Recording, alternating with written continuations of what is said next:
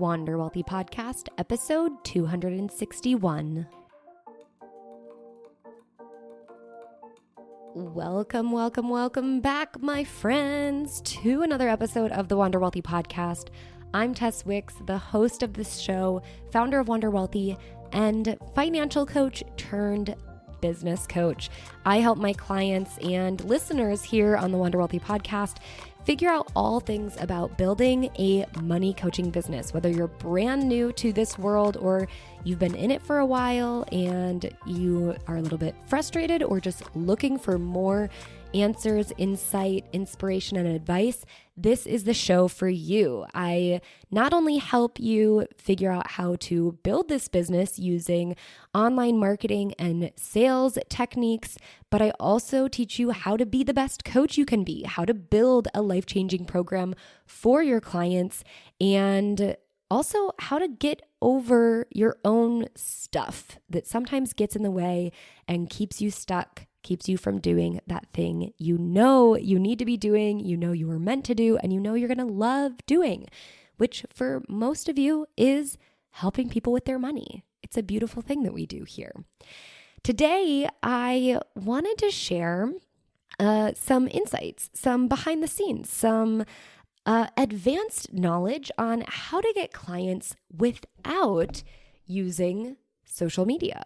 Very interesting, because if you've been around here for a while, you know that I am all about social media. And honestly, little disclaimer before you learn all these different techniques and things you can implement in your business in this episode, I have to tell you, social media is, and I still believe, the best way to get started in your business, in my opinion. It's the absolute lowest barrier to entry in the world of business, in the world of coaching, and not only in establishing your business, but also getting clients. There's no tons of time that you have to spend on the front end building a website. You don't have to work for not only months, but years building a listenership for a podcast or a readership for a blog. There's no even need to actually leave your house and, potentially deal with any sort of imposter syndrome that you might feel at like networking events. And using social media provides you with no upfront costs that you need to invest in things like ads that might not even work for a while, that you might have to really trial and error before you find the thing that pays off. Social media is so great because of that. You can jump on, you probably already have some sort of traction, and you can skyrocket beyond that because it is so easy to find your ideal clients through this platform that almost everyone in the world uses. And I'm not even talking about a specific platform, through this way of connecting with people.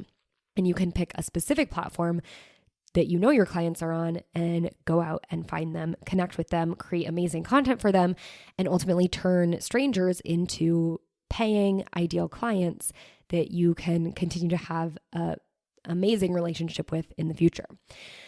So that, with all that being said, that's why I have my clients start out on social media, because it's exactly that. It's the lowest barrier to entry to entering the online space and to building your business and to getting clients. It's the quickest way for us to validate the market and the offering that you have, and to ultimately, find people who are ready to work with you. And even if the first set of clients are just people that are already in your market, that's amazing, because you were able to do that from nothing, right? You were able to start and build something from nothing. And social media is still the easiest way to even reach those people, let alone a broad swath of people outside of your initial network. But with all that said, it's not the only way. And I know that there are a lot of people out there who come to me and have feelings about social media. I know there are people who are hesitant or resistant. And ultimately, I try as a coach to work on that resistance, work on that hesitancy, because I still see social media as one of the most powerful tools for anyone who is struggling with gaining traction in their business, whether you've been doing it for a while or you are just getting started. It's just so awesome for us. But I did want to share for anyone who is an alumni of the Wealthy Coach Blueprint, so you know the power of social media and you've been using it, but maybe you're feeling like you're ready to expand beyond it, or anyone who just can't fathom getting started with social media, I did want to share some other things that you can use. And you may have noticed if you've followed me for a while, whether you've been, listening to the podcast, and most likely also following me like on Instagram, which is my main social media profile, you may have noticed I've actually taken a step back. I've been pretty quiet, if not kind of non-existent there. Now, I still check my messages and go on to consume some content here and there, but I've taken a massive step back in terms of creating content and really leveraging my social media arm of my business to grow my business and bring in clients. And to be fully transparent, because social media typically makes up about half of my client acquisition efforts, this step back has also significantly sliced down my pace of my business and my client roster. And yeah, it's also reduced my income. But it's been a purposeful effort to do that. I've done that, knowing that this is the result that's going to happen. And it's for some reasons that I'll be able to share with you in the future. But yeah, I guess I don't do things just because. The reason I've taken a step back is knowledgeably knowing this will slow down the client acquisition efforts. You also may know that I am in an enrollment period of the Wealthy Coach Blueprint, but it's a very limited enrollment period. So anyone who does want to join me and still learn the powers and beauty of social media and still work on your business and also find additional ways to bring in clients, we do have spots available in the Wealthy Coach Blueprint, but only 1 to 2 left. I am really limiting how many people I'm working with at this point in time, again, for reasons I can share in the future. But if you're still interested, if you're on the fence, this is most likely the last time you'll be able to join the Wealthy Coach Blueprint in the year of 2022. So I would not hesitate. Head to wanderwealthy.com/blueprint to check out the details of the program. It's a 12-week intimate program. We work one-on-one together. It's my favorite way to work with clients. And again, you can go there, wanderwealthy.com/blueprint, fill out an application, determine how you'd like to kind of move forward, whether you want to jump on the phone or just chat with me via my social media. I promise I will talk to you over there, even though I might not be creating lots of content over there. And we can take the next step together. Okay, so where was I? I've been taking a step back from social media, but with that said, there's still a lot of ways that I've been able to maintain and even grow bringing clients, albeit slower. I've been able to bring in clients without using or highly leveraging my social media presence. And I wanted to share with that for you, because if I wasn't looking to limit my clients, there are other places that I could turn the faucet on. So regardless of the fact that I still am getting clients coming in the door, this podcast being one of those reasons, but some other things I'm going to share with you in the future. There's other ways that if I didn't want to ever go back on social media, there are some other places that I could really leverage that, aren't as lower barrier to entry, but it's still ways that I could, turn on. And because I know that my offering is validated and I have lots of alumni from the blueprint, I could get clients in the future. So without the low barrier to entry content creation and direct outreach efforts that I've been practicing and preaching for the past 7 years in my business, there's other options. There's other ways. So I am going to dive into those. And I think I have a pretty big list. So I'm going to share that with you. Some of them might feel like a little kind of not catch-22, but like pulling the rug out from under you. But I want to share those details as well. So although I still think social media is the best way to begin to build traction and get your first booked out roster, if not, many more, you could continue to leverage just social media in the future. It's like one of the best things you could do for your business without having to go and, invest a ton of time, effort, energy, money into a lot of other things, I still thought I'd share for those who feel hesitant or resistant or just like, I don't know, you can't possibly consider doing social media. Some of the ways I've been able to maintain my client base, grow my client base, and some of the ways I've considered but haven't yet pursued because I've right now am preferring to limit my clients at this time. All right. So here are various ways you can get clients without social media. And the first one, again, this is where I'm saying like you might feel like the rug is pulled out from under you, but I promise there's more beyond this. But the first two actually are from passive social media content. That's the first one, passive social media content. And what I mean by that is I invested a lot of time and effort and energy in creating social media content for a very long time. And what I did purposefully was create what I call, and what everyone I think in the industry calls, evergreen content, evergreen types of posts that stay relevant and still continue to help people and, bring people to your profile so that they can still like binge all your stuff and inquire about working with you. So that's, one way that I've still had people find me and had people reach out to me and, fill out the application for the blueprint and whatnot, is through this passive social media content. So yes, like in this regard, you have to be on social media at one point. You have to put in a lot of that time in creating that content at one point. And during that time, you're probably getting clients and getting acknowledged and, building your traction. But it's also like lifetime value, evergreen content that can bring clients to you in the future as well if you do choose to take a step back from the social media route, which is something that I have done, for this specific time period of my life, I guess I'll say. So yeah, I mean, again, you gotta be on social media to do that, but it's a great way now for me to kind of see that investment is really still paying off. The other one, again, is still kind of being on social media, but it's through passive social media relationship building. And what I mean by that is, there's a lot of different things that we teach inside of the Wealthy Coach Blueprint to help you not only just look at connecting with potential clients and acquiring potential clients in a very like transactional way. It's really focused on building relationships and being immersed in the communities. And you can do that through Facebook groups. You can do that through just really connecting with people and, knowing that those initial connections can pay off in the future. Like sometimes people aren't ready to be your client right now, but because you made an attempt and an effort to build a relationship with them in the past, that still might pay off in the future. So for me, it's happened through, people I've connected with in the past that now are still, they're still following me. They're still looking at my content, even if it's not like recently published. They might have, turned from following me on social media to listening to this podcast. Or, I have connected with people through various Facebook groups or other sort of communities where they're still, they maybe weren't at the time ready to join, and now they've come around and they, remember that I exist and they're coming out of the woodwork, so to speak, to say, hey, I'm ready to join the blueprint.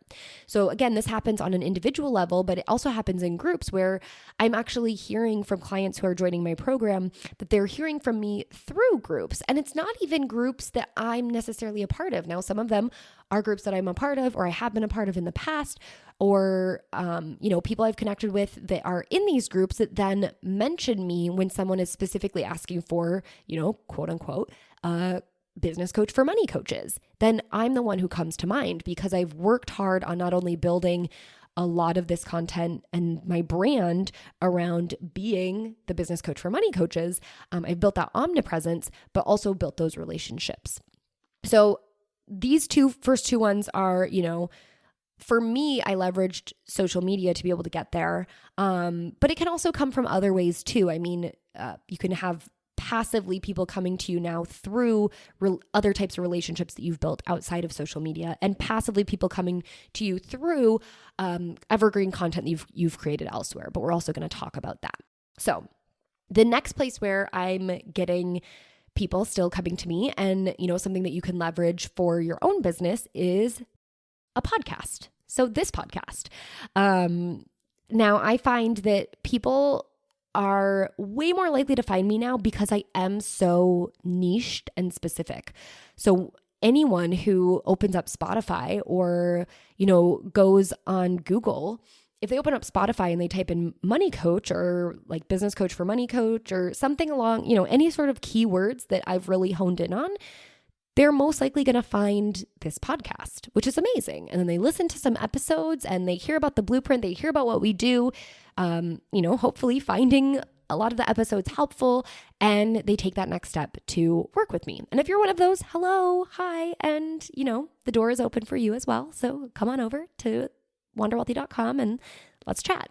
But yeah, being niched really has helped with that in terms of SEO search on specific apps like Spotify, but also even just like being able to open up Google and search for a podcast for money coaches or podcast, like business podcasts for money coaches.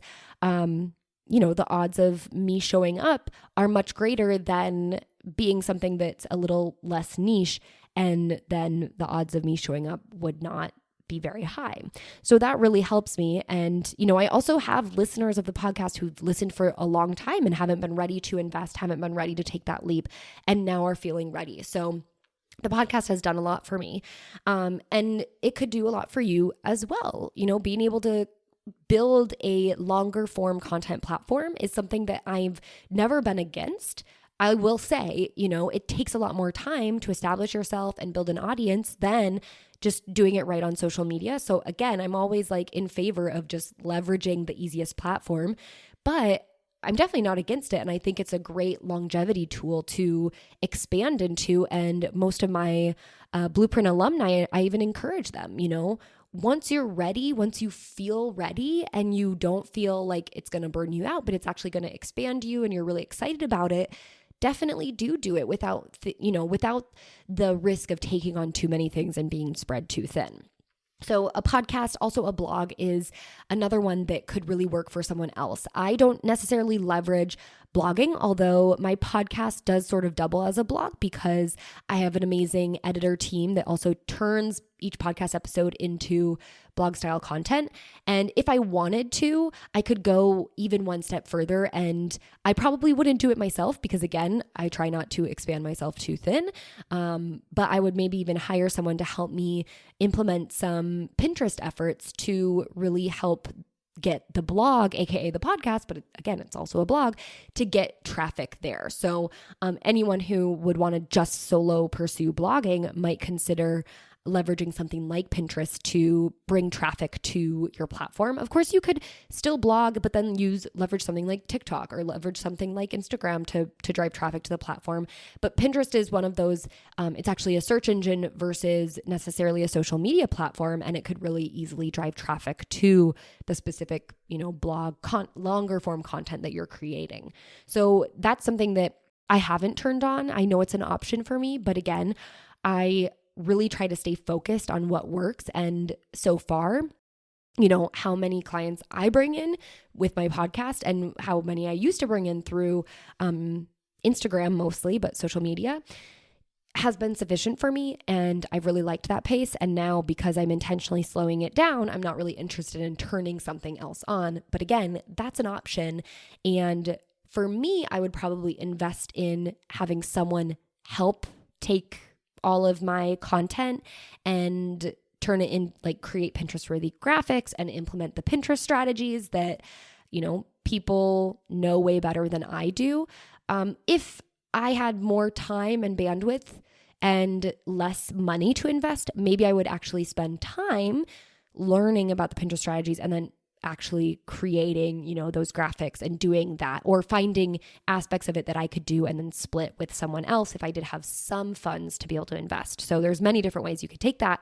But that's kind of across the board between creating longer form content in blog or podcast. Is you get SEO search that drives traffic your way. Again, you want to make sure that you're niched enough so that the right people would be using the right search terms to find your business. But you could also use something like Pinterest that, again, still being specific with, your brand look and feel, because Pinterest is more visual than just like a basic SEO search. So brand look and feel, but also again, still specific keywords that the right person would be using.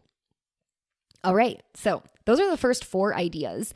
Again, the first two were like, you still gotta be on social media kind of, but then podcasting and blogging are the second 2. The 5th idea is that you could absolutely do ads and run ads to your offer, or run ads through a total like kind of funnel ad campaign, lower priced offer or freebie to bring the right people to your business. Now, I think ads are amazing. I don't think that they're like a bad thing to do in a business. Ads are great if you can figure out the ad kind of campaign funnel and deliverable and also targeting process. And I'm not even using the right terms because I'm not an ads person, but if you can figure out the right formula for it, it can work miraculously for you, right? You put 5 cents in, you get $5 out. Like, who doesn't want that? The issue with ads is obviously there's a big learning curve, and there's also like a big kind of guess and check curve that can take a while to suss out. And that can also mean that it can take money to go through that trial and error period, obviously, because you have to pay money to run ads and you might not get that return right away. So it is an upfront financial investment that you might not actually see the return on until a while down the road, and you still have to have those funds to be able to pump into it. Personally, for me, again, I would not take the time to learn ads. I would probably, invest in an ads person. I do feel confident around, some of my lower priced offerings that I could put out with ads attached to them to drive traffic to Wonder Wealthy and allow people to learn more about it. And I know that I have some of those offerings that are, they're low priced enough that makes people want to invest in it without, overthinking it. And I know they also deliver immense amounts of value. So I know that the odds of someone who's willing to invest at that level and go through kind of this paid funnel that I have set up kind of on the back end of my business, there's a high likelihood that they could turn into a client. So I really like that idea of actually running an ad to a lower price paid feature versus, another way to do it would be running ads to something like a freebie. A lot of people do that. A lot of people have learned that way. I'm not a fan because I don't like to take on that much risk, and I don't want to pay for people to just join a freebie and add my freebie to their freebie graveyard. So I'd rather run ads to a paid offer and at least find a way to kind of recoup that initial ad spend, and then find a way to potentially increase the return on that investment through them, going through my what's called a tiny offer funnel, which is coined by Ali Bjork. She's an awesome online marketer. And I followed her process in building out that for my business. And I just haven't put the ads behind it yet because I haven't been ready to turn that on, but it's something that I've considered, and maybe, in the new year, that'll be something that I choose to do. But again, ads requires upfront investment. So if it were me, I'd probably invest in someone to help me get it set up right and help me tweak it until they can find the right spot. For other people, they might opt to invest in an ads course to learn about running ads and then, go through the process themselves, which, there's a risk reward trade-off that you just have to determine what you're willing to take. So ads are an interesting thing because, again, I think that they can be amazing, but it's a much higher barrier to entry to then getting clients. Whereas like using social media, it takes time, but there's no upfront cost that you're really going to be losing out on if it doesn't work out. The next thing is maybe a little bit lower barrier to entry than ads. And it's doing joint ventures with other influential educators, coaches, or just people that would naturally have a very similar audience to yours. Now, you can do joint ventures in terms of things like webinars or challenges. There's a lot of different options out there, and maybe it's worth kind of getting creative and thinking of something maybe even entirely different than that, because joint venture webinars, or JV webinars is what people mostly call them, those are played out. But I still think that there's like lots of value in that, and there's still space and time for joint venture webinars to exist. But how that joint venture partnership exists at all is that usually you connect with someone who has an audience that is very similar to yours, and they're willing to open up their audience to you so that you would, in one way collaborate with them to create content to send out to their audience and entice their audience to sign up for your webinar or your challenge or whatever. Obviously, you want to make sure that this webinar or challenge or whatever it is that you come up is very value packed. It's going to be delivering, something great. Nothing is worse than joining a webinar and then realizing that it's only a sales pitch. Now, you can be open and honest about the fact that like this webinar at the end, I'm going to share with you how you can work with me if you want to take this, to the next level, but it should also have value in it as well. Like someone should be able to leave after it and be able to implement something and get something out of it. But utilizing joint venture can open you up and expose you to a lot more people and also have, great potential of turning a fraction of those people into paying clients. Now, how that would work on the back end is, again, you would probably provide material to the person you're partnering with to go out and, send out their material to their audience in hopes that their audience will then sign up for this webinar or challenge. Or again, if you can get creative and think of something new and fun to do and valuable to do it that way. But then you would be the one that's actually delivering the valuable content when the time comes. And then the person that you are collaborating with will get a kickback of whatever sales that you eventually make from that webinar or challenge, or again, whatever it is. So that's how that works. It's definitely lower barrier to entry. Like there's no necessarily upfront cost to doing it. You don't necessarily have to pay the person upfront to get access because the value for them is the kickbacks of, okay, if we can convert your audience, obviously you want to make sure it's a really good fit audience to what it is you're offering. But then if you can convert them, their kickback is just, a percentage of your offering, the sales price of your offering. So it can be really great for the both of you. So that's how a joint venture webinar / challenge or any sort of collaboration partnership works. And it can definitely help open up your business to a new audience or community of people.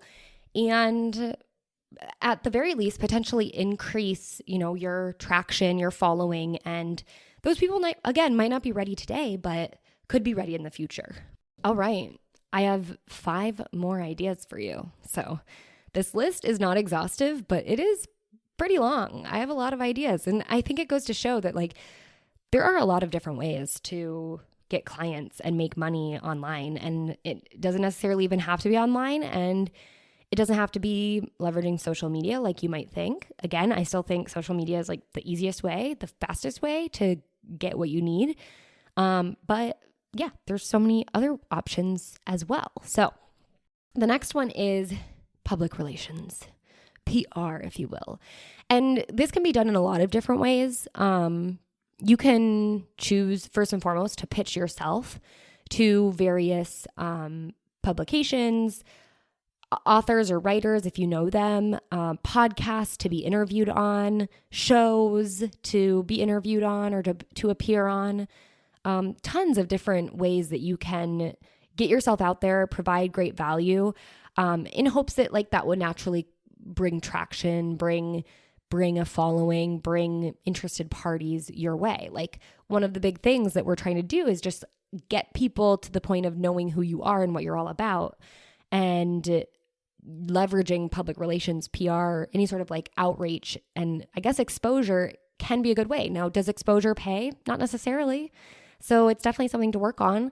But there are ways that you can get exposure to pay as well. And we'll talk about that in a second. But first and foremost, some different ways that you can get PR, I guess, or publicity, I should say, is again, getting interviewed on podcasts. It's really great to consider, who's out there that might have a strategic audience for you to work with, but maybe you're not necessarily directly competing with those individuals. Like a podcaster who is what's an example I can think off the top of my head, who's talking about, first-time moms, and maybe you're a money coach for first-time moms, right? Like that podcaster probably isn't fond or feels comfortable, or, maybe they do talk about money, but maybe they don't talk about it to the extent, and maybe they're not looking to work with clients, and you can come to them and pitch them, what you're all about, and it's a perfect fit. Like that's a perfect solution for their ideal clients, for their listeners, and what a great way to just bring you on and get them exposed to you. Another way you can do this is pitch to write for various publications. And that can be really big publications, but it can also be like really niche publications. Again, if you're a money coach for new moms, you could look at different publications like, there's like the Not for Brides. I think it's The Bump is the one for new moms. There's a lot of different like apps that have blogs or websites that people can go to. So there's different publications that you can pitch yourself and pitch some ideas to write about for those places. And obviously they can naturally be about money. They don't have to be, but it could be helpful for them to be about money, so that the in this specific scenario, the women reading about that would be interested in potentially following you so they can get more great insight and advice. Now, another one is just getting mentioned in publications. So that's where you would want to connect with various writers, authors, to let them know, like if they need a quote about something, that you could provide that for them. You could provide some insight, some statistics, some anything that they need there. Now, what I mentioned before was getting paid to do this, and that is one option. If you do, have some writing chops, something that I've done in the past is done sort of freelance writing, freelance content creation for various companies when I was, mostly a money coach, although it has helped me in my, current business model of primarily working with money coaches and helping them build their businesses. I've written for various financial services and fintech companies. And so my name is out there connected to these publications. My face is out there, and people would stumble on that and then reach out to me or just follow me and then eventually reach out to work with me. But it's also helped in the pivot that I've done in working now with money coaches instead of being one myself.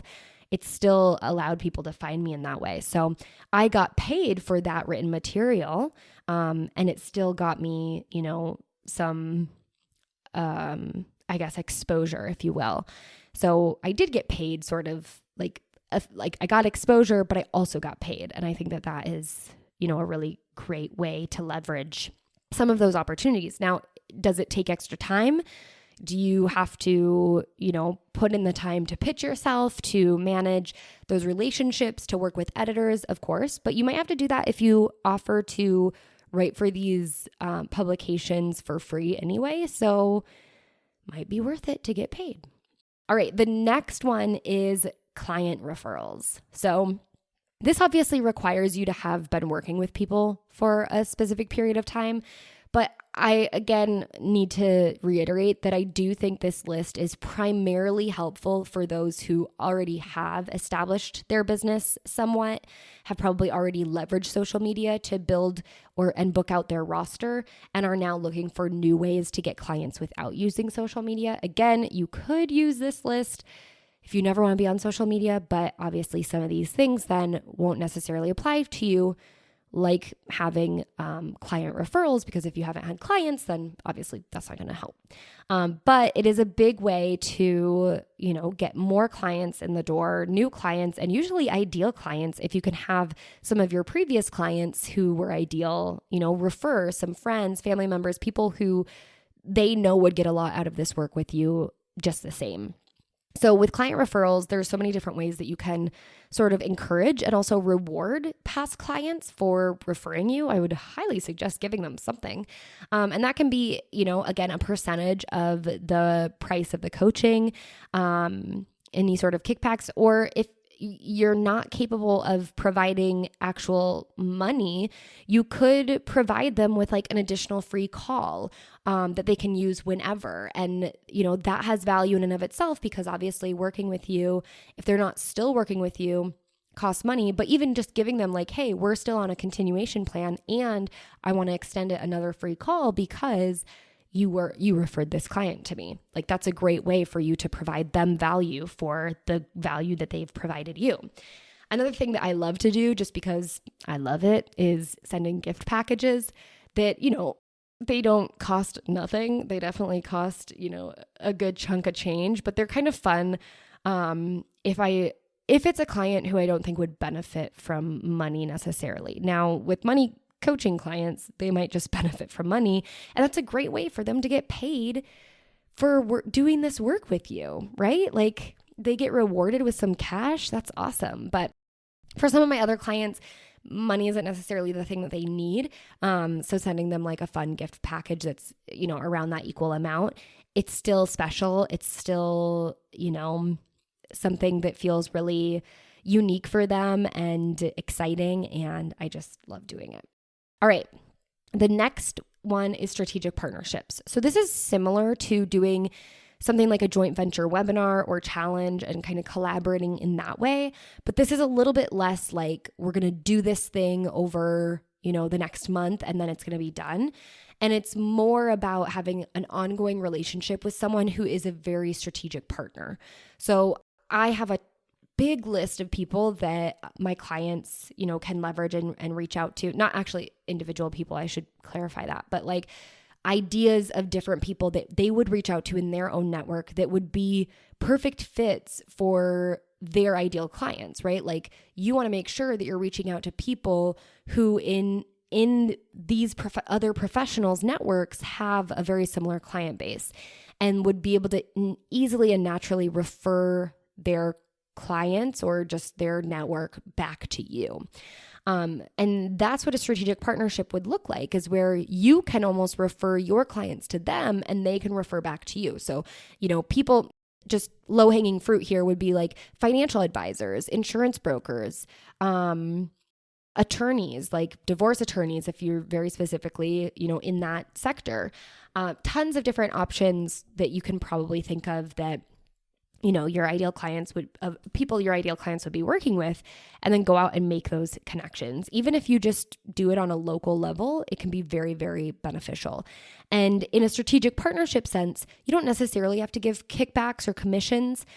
You could, it really depends on that individual person. So I would just have an open conversation is, would you expect payment, or do we just have this kind of open relationship where it's like, I'll send people your way, you send people my way? Because things work like that in this world as well. Okay, the final two. The second to last one is public speaking. So this one definitely takes some time and maybe some chops to get into and get started in, or to even continue doing. It definitely takes a lot of pitching. The good benefit of it is you can absolutely get paid, and I would get paid for doing any public speaking. The hard thing is that, again, it can take time. And if you're not comfortable with public speaking, it can feel like a very, very big challenge, in which maybe I wouldn't opt for it. So, this is a long list, so you have things to choose from, but public speaking can absolutely be one of those. If I was going after this, if I was utilizing this as a way to get clients, I would definitely consider like similar to strategic partnerships in a sense. Where are my ideal clients going to be, and how can I get in front of that audience? So if your ideal clients would be, early graduates, right? Or like recent graduates, maybe go and speak at colleges, and then they have your information, they can follow you. And when they graduate, they know about you, and you'd kind of be that top of mind person.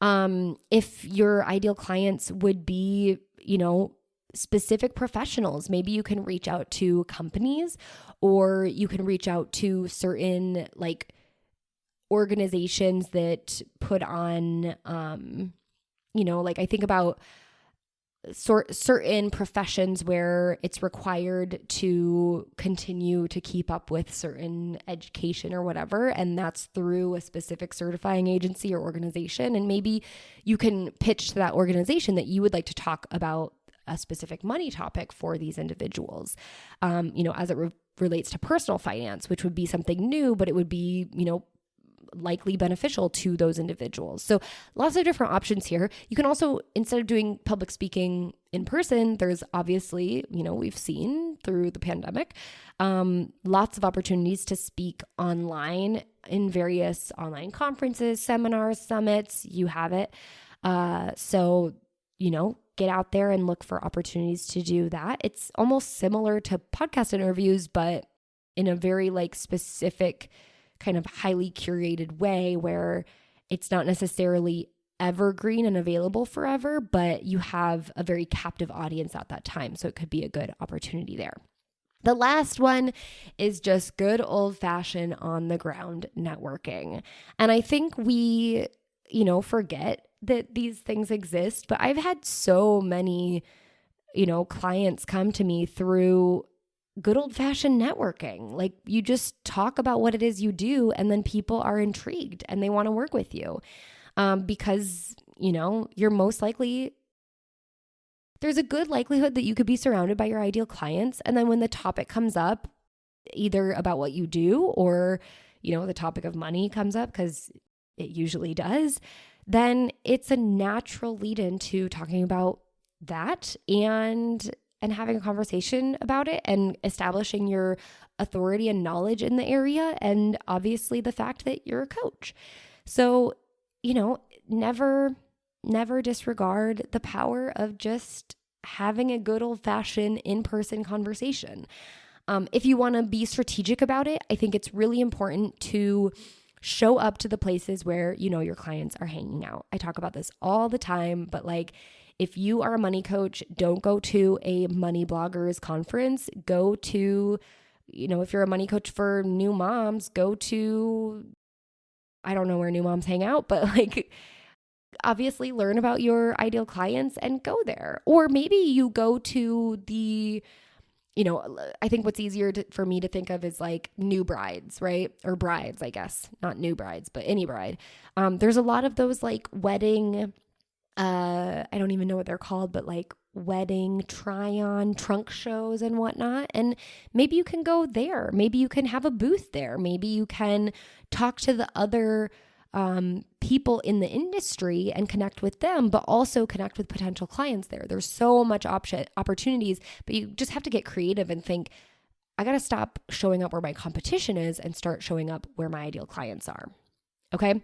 So we're through it. Those are all the different ideas of ways you can absolutely get clients without using social media. I still think social media is amazing, but hey, I'm here to address your questions and concerns and give you ideas beyond just what I believe is a great solution. And here we are. So that's a lot. Now, I need to leave you with one final piece of advice here, because I almost didn't want to create this because I know what this can create for you and within you. And that is the analysis paralysis. That is the, where do I start? That is the, I got to do it all. And the perfectionism, which then leads to procrastination because we don't know where to start. We don't know how to get started and we feel overwhelmed, right? So what I want you to do, if you're looking at getting started with one of these, maybe social media is going good for you and you're ready to expand beyond it. Maybe you just are no way in hell am I doing social media. I need to do something else. Whatever it is, here is my advice.